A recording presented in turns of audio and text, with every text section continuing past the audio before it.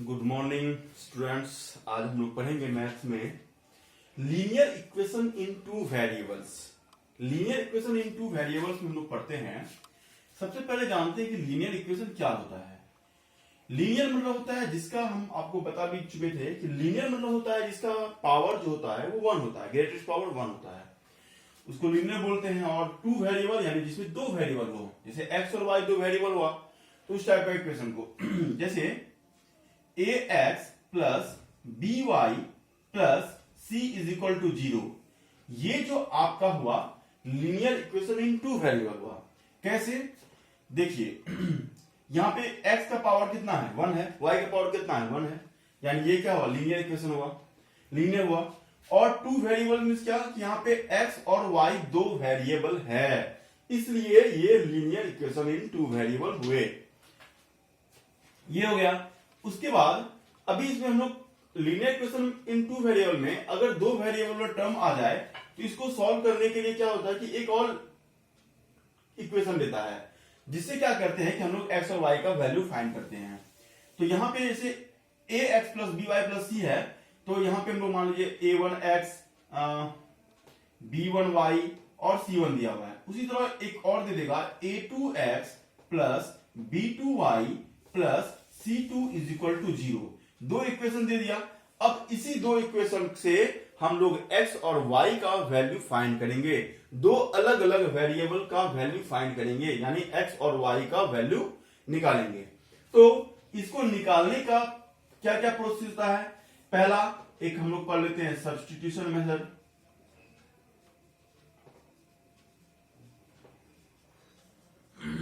Method, second आ गया elimination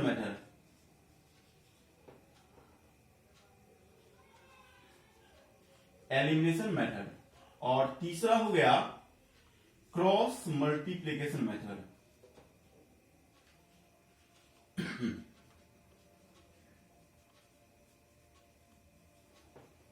और एक होता है ग्राफिकल मेथड,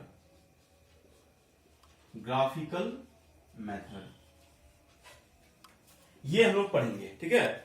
ग्राफिकल मेथड, ये चार मेथड है। अब इस चार मेथड में से हम लोग क्या होगा कि इससे x और y का जो है वैल्यू फाइंड कर सकते हैं। तो अगर कोई एक क्वेश्चन लेते हैं और चारों मेथड से हम लोग बनाएंगे तो सबका वैल्यू वही आएगा, ठीक है। सबसे पहले हम क्या करते हैं सब्स्टिट्यूशन मेथड पढ़ते हैं कि आखिर ये सब्स्टिट्यूशन मेथड है क्या, यानी सब्स्टिट्यूट कर देना। जैसे मान लीजिए कि आपका कोई इसमें क्या करना है कि आपका कोई एक इक्वेशन से x या y का वैल्यू फाइंड करके सेकेंड इक्वेशन में उसका वैल्यू सब्स्टिट्यूट कर देना होता है। जैसे मान लीजिए क्वेश्चन है, मान लीजिए 2x plus 3y is equal to 5 है, और उसके बाद आ जाता है इसको आपका equation 3x plus 2y is equal to 1।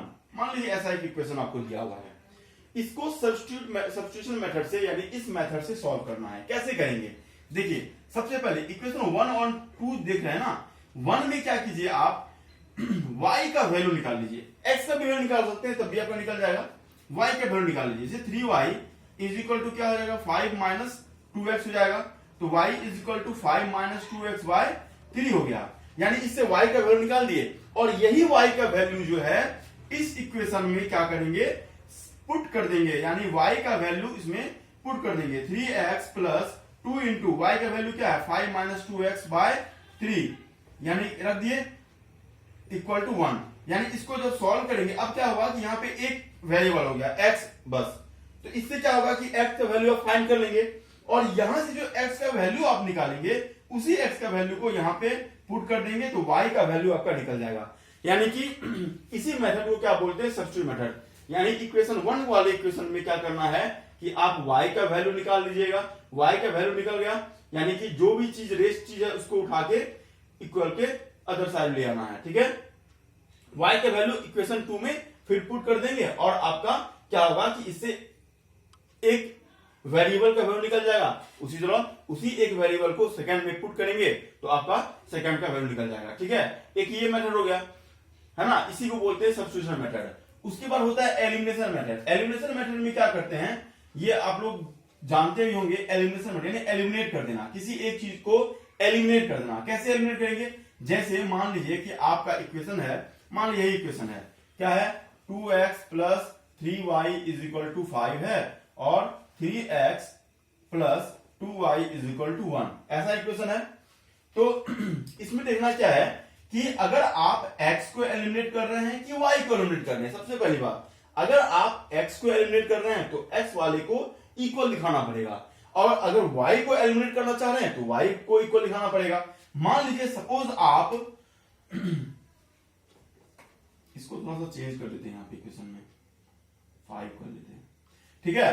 तो आप क्या करते हैं, यहाँ पे एलिमिनेट करते हैं। कैसे? जैसे मान लीजिए आप x को एलिमिनेट करेंगे तो देखिए x को इक्वल करना पड़ेगा।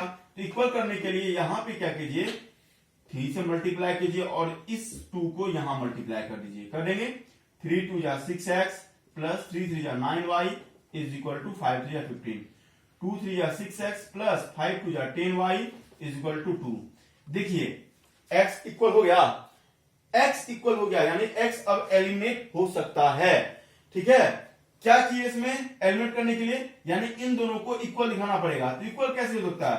तो इसमें भी 2 से मल्टीप्लाई कर दिए, इसमें किससे करेंगे, इसमें 2 से मल्टीप्लाई कर 6 आया, इसमें 3 से मल्टीप्लाई कर 6 आया, यानी इक्वल हो गया। अगर आप y को एलिमिनेट करते तो यहां पे 5 से करना पड़ता और यहां पे 3 से करना पड़ता मल्टीप्लाई, तब इससे क्या होता है कि आपका y वाला टर्म जो है वो एलिमिनेट हो जाता है। अब क्या करते हैं, दोनों को माइनस कर देते हैं। मान लीजिए ये आपका इक्वेशन है 1 और ये 2। अब क्या करेंगे, दोनों को माइनस करेंगे, 1 माइनस 2 कर लेते हैं। जब दोनों को माइनस करेंगे, सब्ट्रैक्ट करेंगे, तो ये 2 वाला टर्म जो है माइनस जाएगा, चेंज हो गया, यानी 6x प्लस में और एक माइनस में कैंसिल हो गया। 9y माइनस 10y यानी minus y is equal to 15 minus 2 यानी कि 13, यानी y इज इक्वल टू कितना हुआ, माइनस 13 आया। यानी आपका y का वैल्यू फाइंड कर लिए। अब इस y का वैल्यू किसी भी एक इक्वेशन में, ठीक है, पुट कर देंगे तो आपका y का वैल्यू निकल जाएगा। यानी कि इस y का वैल्यू को पुट कर देना है। 2x plus 3y is equal to 5 था, 2x plus 3 into minus 13 is equal to 5। y का वैल्यू पुट कर दिया यहाँ पे, 2x minus 39 is equal to 5, 2x is equal to 5 plus 39 कितना हुआ, 2x is equal to 44, x is equal to 44 by 2 22, यानी आपका x का वैल्यू कितना है 22 और y का वैल्यू माइनस 13। यानी ये आपका जो मेथड हुआ ये एलिमिनेशन मेथड से निकाले, ये तो एलिमिनेशन मेथड हुआ। उसके बाद आता है cross multiplication method. Elimination method के बारे में आप लोग समझ गए होंगे, इसमें बहुत सारा क्वेश्चन है जो मैं आपको बता दूंगा नेक्स्ट क्लास में, लेकिन अभी हम लोग पढ़ते हैं cross multiplication method. Cross multiplication method में क्या है कि इसमें एक फॉर्मूला है। फॉर्मूला क्या होता है क्रॉस मल्टीप्लीकेशन में, जैसे x का अगर आपको वैल्यू निकालना होगा तो x का फॉर्मूला लिख दीजिएगा आपका b1c2, b1c2 minus b2c1, b2c1 bye क्या होगा a1b2 माइनस a2b1, ये हो गया। y का फॉर्मूला लिखते हैं, y के लिए क्या करेंगे c1a2 minus c2a1 bye a1b2 minus a2b1, ये फॉर्मूला में आप पुट कर दीजिए।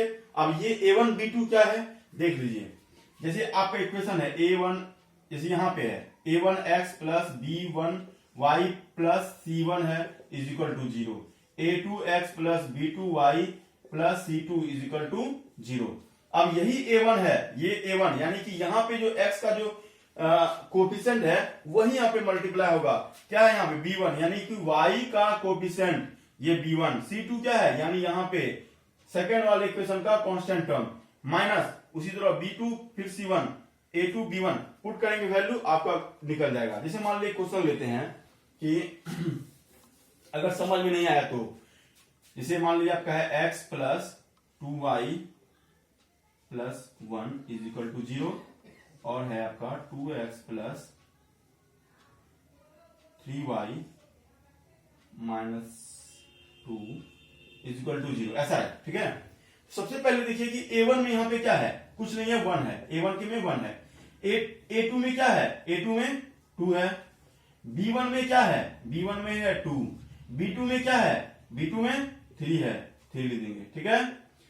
फिर c1 में क्या है 1 है, c2 में क्या है -1, ठीक है, सॉरी -2 है ना।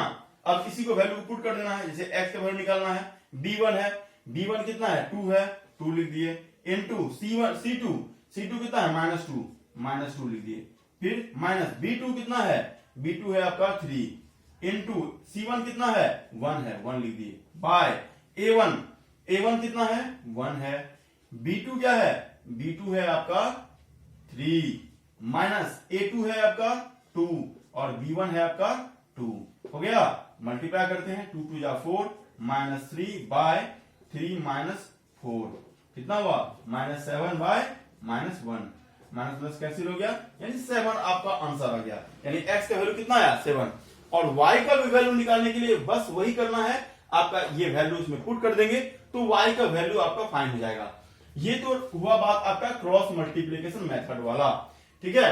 तो क्रॉस मल्टीप्लिकेशन मेथड के बारे में हम लोग जानेंगे, यानी कि लीनियर इक्वेशन इन 2 वेरिएबल्स में आप जो क्वेश्चन बनाएंगे आपको सब्स्टिट्यूशन मेथड मिलेगा, एलिमिनेशन मेथड मिलेगा, क्रॉस मल्टीप्लिकेशन मेथड मिलेगा। तो इन तीनों मेथड से तो आप बना लेंगे, लेकिन इतना आसान नहीं है, इसमें बहुत सारा क्वेश्चन है जो कि आपको प्रॉब्लम कर सकता है, लेकिन बनेगा, आराम से बनेगा समझने के बाद।